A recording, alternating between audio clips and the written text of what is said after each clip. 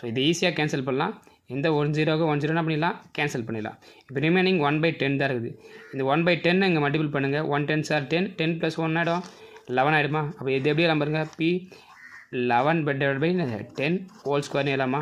இந்த பக்கம் வந்து 6050 இருக்குது. நம்மளுக்கு பிரின்சிபல் தான் தேவை. இதை அப்படியே வச்சுங்க. இதை இந்த பக்கம் கொண்டு வாங்க. அப்படி தலைகீழாக மாறுமா. அப்போது P = 6050 தலைகீழாக மாறுச்சுனாக்கா என்ன நம்மளுக்கு 10/11 ஹோல் ஸ்கொயர் ஆகிடுமா. இப்போது ஈஸியாக நம்ம என்ன பண்ணலாம், நம்ம கேன்சல் பண்ணலாம். 10/11 இன்ட்டு 2 டைம்ஸ் எழுதலாமா, 11 எழுதலாமா. அப்போது முதல்ல இந்த 11 டேபிளால் கேன்சல் பண்ணுறோம். 1 11s are 11. நெக்ஸ்ட் வந்து பார்த்தினாக்கா 5 11s are 55. திருப்பி அகைன் இன்னொரு 5 இருக்குமா. அப்போனா ஒரு 5 11s are 55 0 ஆகிடுமா. திருப்பி இதை அகைன் கேன்சல் பண்ணால் நம்மளுக்கு 50 கிடைக்கும். அப்போது வர 50 இன்ட்டு 10 இன்ட்டு மல்டிபிள் பண்ணால் 500 500 இன்ட்டு 10 5000 ஆகிடும். அப்போது